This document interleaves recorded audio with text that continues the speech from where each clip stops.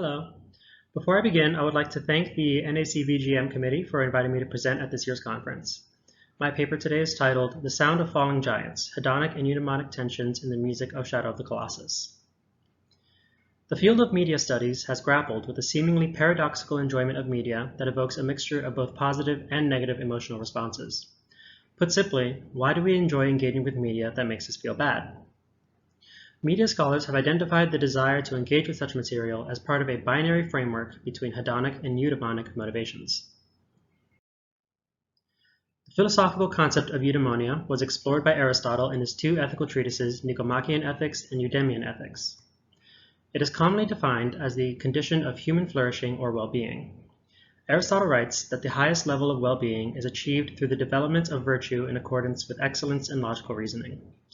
For Aristotle, eudaimonia is the highest human good, the only good that is desirable for its own sake rather than for the sake of something else.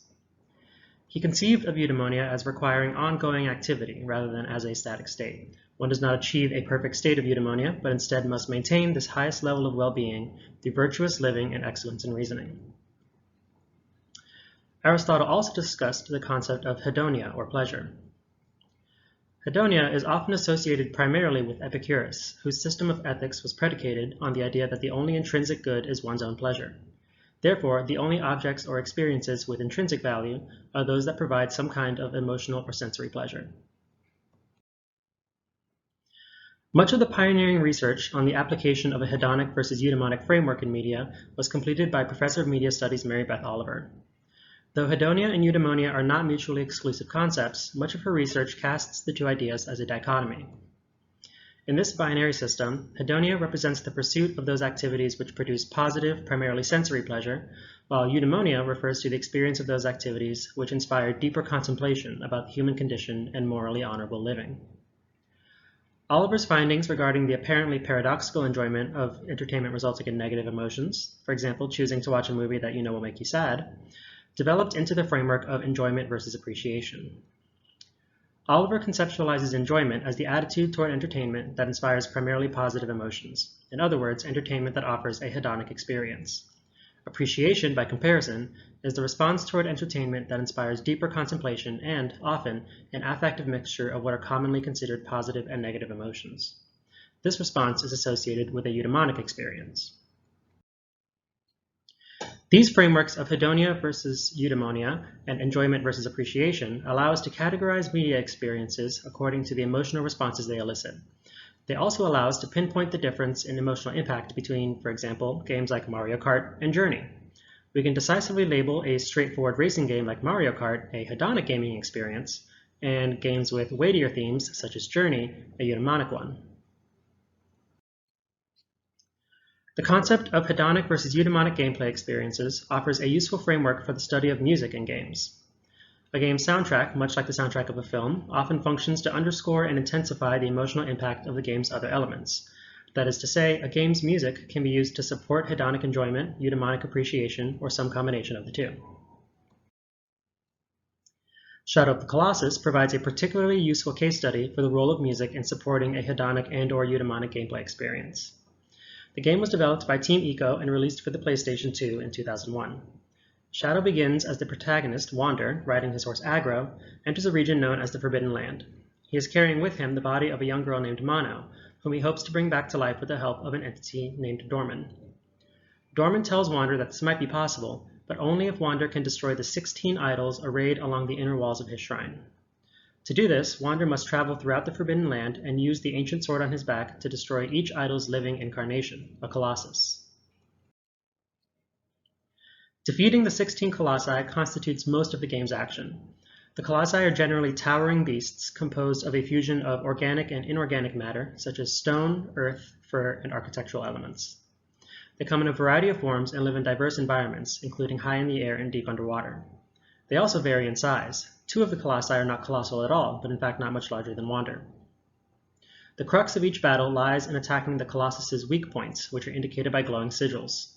This involves latching onto and climbing their fur to reach these weak points, which are often high on the Colossus's body. The process of climbing each Colossus becomes increasingly difficult as the game progresses, requiring more complex thinking and puzzle-solving skills. Shadow of the Colossus is, essentially, one long boss rush. Boss battles are a common feature of action-adventure games.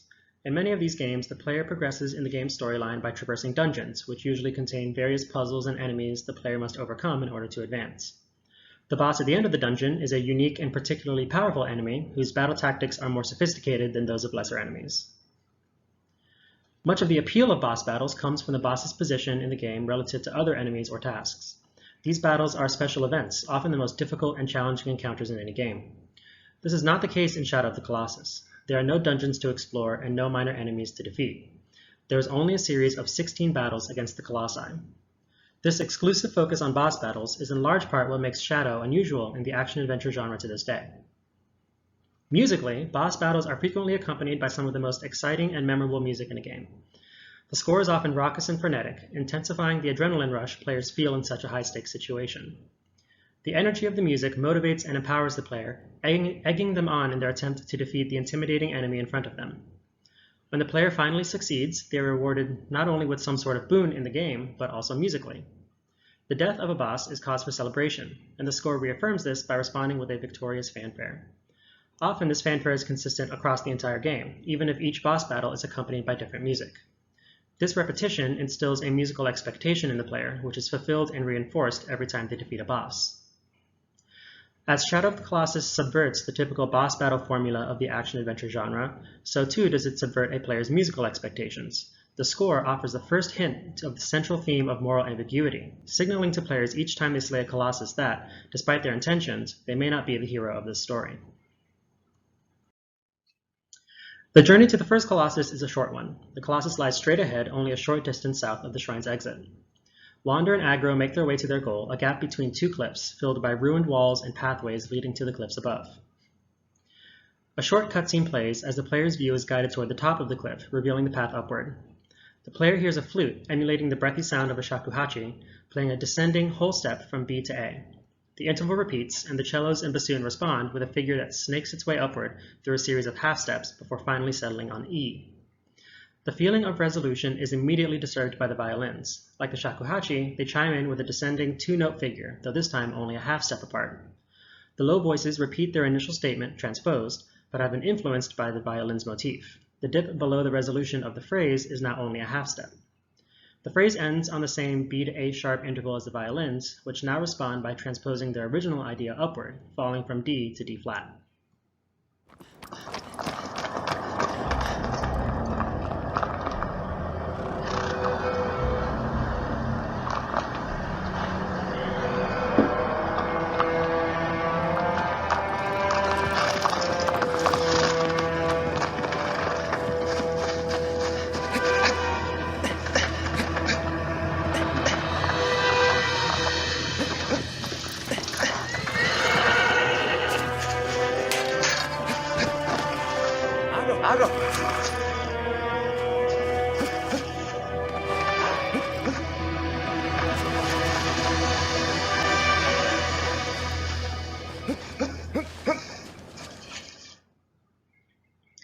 The rising and falling half-step figures of the cellos and bassoon create a feeling of uncertainty and mystery, while the violin's repeated motif suggests a warning.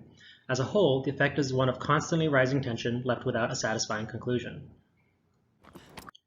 When Wander reaches the top of the cliff, the ground shakes beneath him and the giant foot of the first Colossus steps into view. This Colossus resembles a kind of gorilla. Though standing on 2 feet, its long arms reach almost to the ground, its right hand clenching a massive club. Wander jumps toward the Colossus's still moving leg and latches onto its fur. The Colossus notices Wander for the first time and starts swinging its leg back and forth, trying to dislodge the disturbance. There is no apparent malice in this. The Colossus seems to regard Wander as merely a nuisance. As Wander climbs, the player discovers a weak point on the back of the Colossus's leg, indicated by a shining blue light. The game provides the necessary instructions, and the player makes the first strike of the game, driving their sword into the Colossus's flesh. The moments leading up to this first strike have taken place in relative silence, but now the music swells with the sound of distant horns over a sweeping orchestra. When the battle begins in earnest, that is, when the Colossus actively recognizes Wander as a threat, the orchestra kicks into high gear.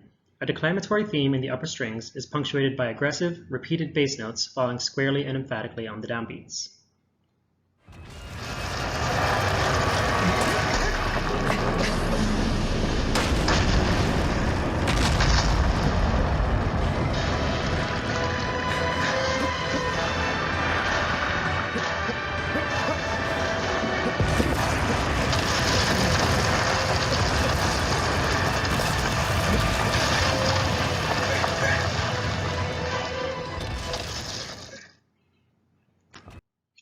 The player climbs higher up the Colossus's back toward its head, and the music follows suit, rising in pitch and volume, and the theme transitions from the strings to the more brazen horns and trumpets.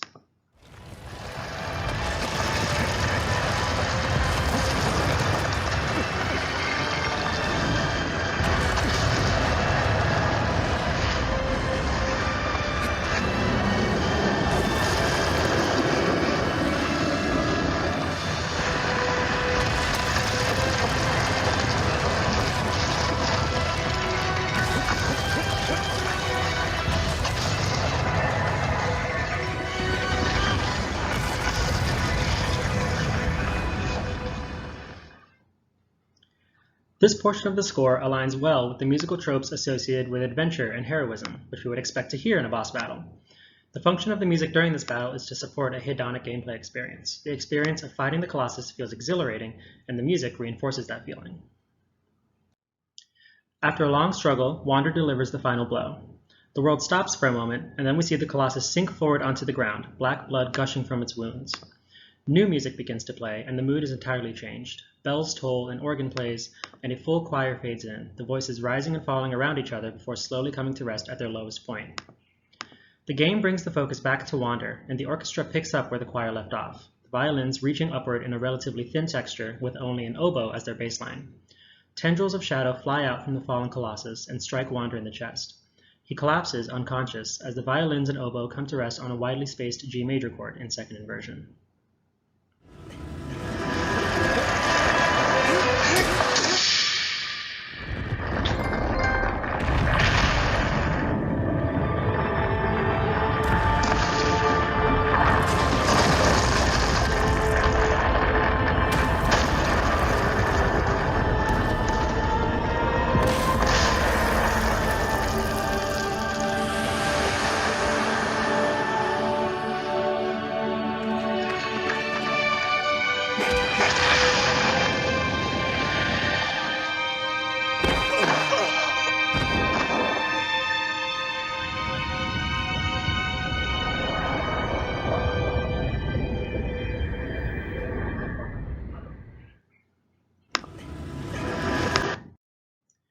After the exuberance of the battle itself, this moment comes as a surprise.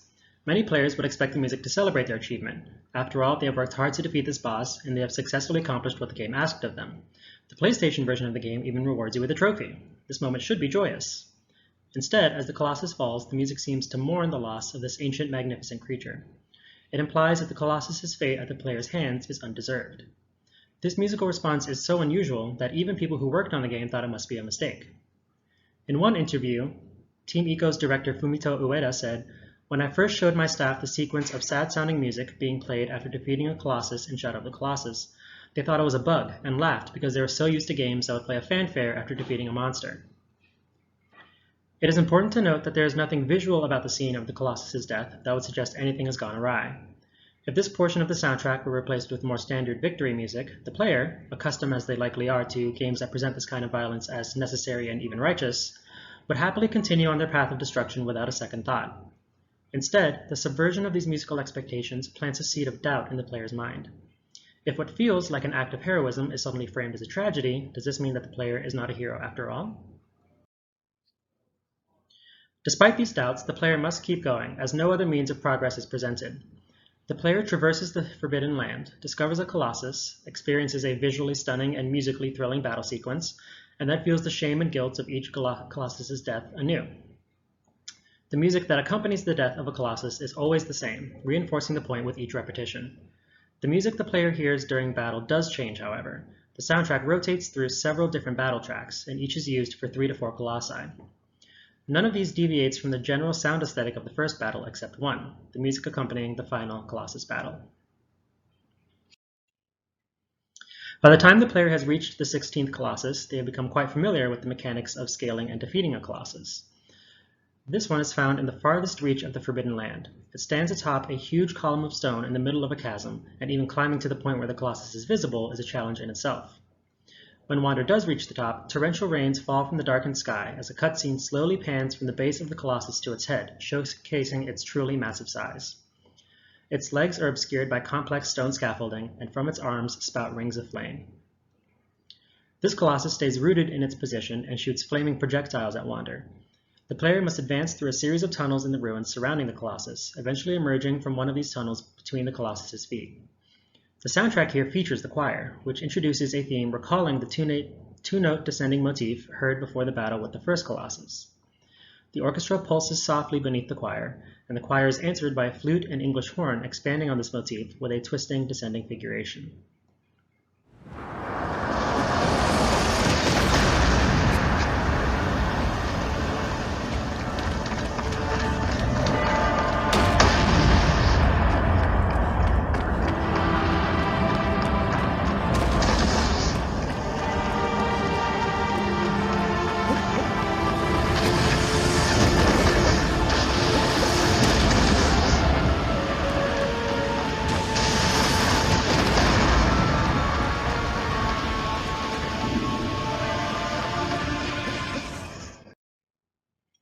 The choir and solo woodwinds are replaced by the strings.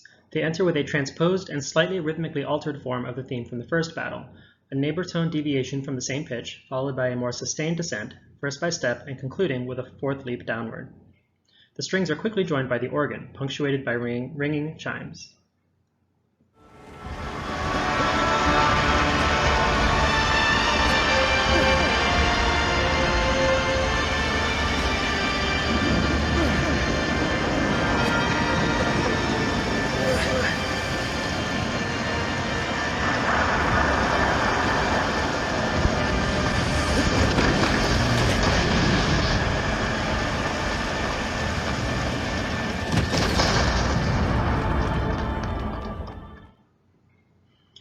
Unlike previous battles, where the music shifts into higher gear when Wander latches onto a Colossus, the score remains constant throughout the entirety of this battle. It recalls music the player has heard since the first battle, but in a new form. The battle theme becomes dark and mournful as the strings linger over the melodic contour. The inclusion of the choir, organ, and chimes mirrors the instrumentation of the death theme that has accompanied the fall of each of the previous 15 colossi. This infusion of the once energetic and thrilling battle music with the funereal textures of the death theme reflect the weighty moral issues with which the player has struggled throughout their quest. It acknowledges from the beginning that this battle is not something to be enjoyed or celebrated. But in spite of the self-awareness and acceptance, the final Colossus falls just as every other Colossus before it, into the same music.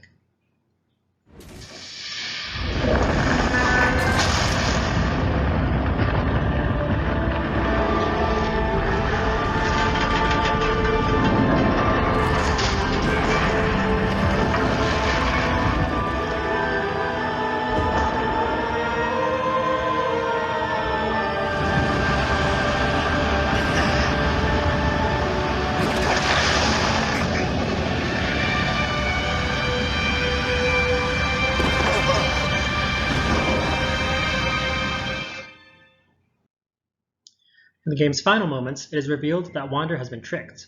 Each of the Colossi contained some portion of Dormant's essence, and slaying them has allowed Dormant to be restored to his full power. Until this point, there is very little to clue the player in to the fact that their adventure might have anything other than heroic motivations and consequences, except, of course, the music. In one sense, Shadow of the Colossus is composed primarily of hedonic experiences.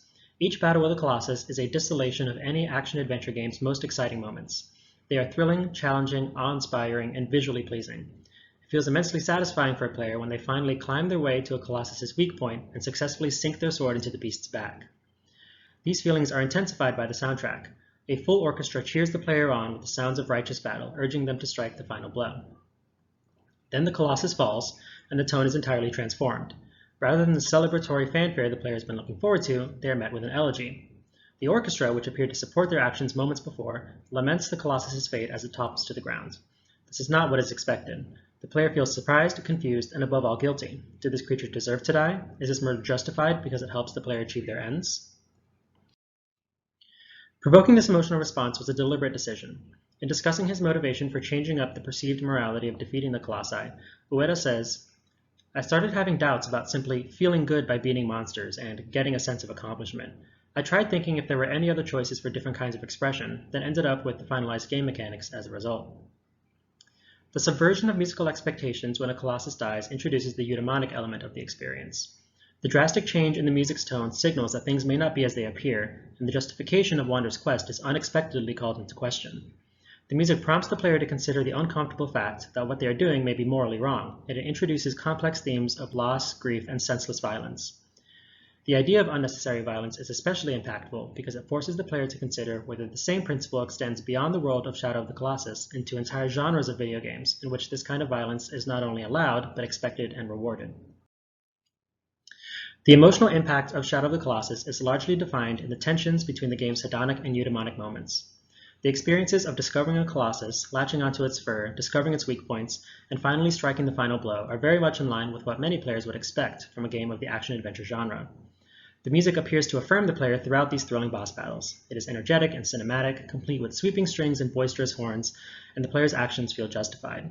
As each Colossus falls, however, the music signals that something is wrong. It paints the Colossus' death as a tragedy, a loss to be mourned.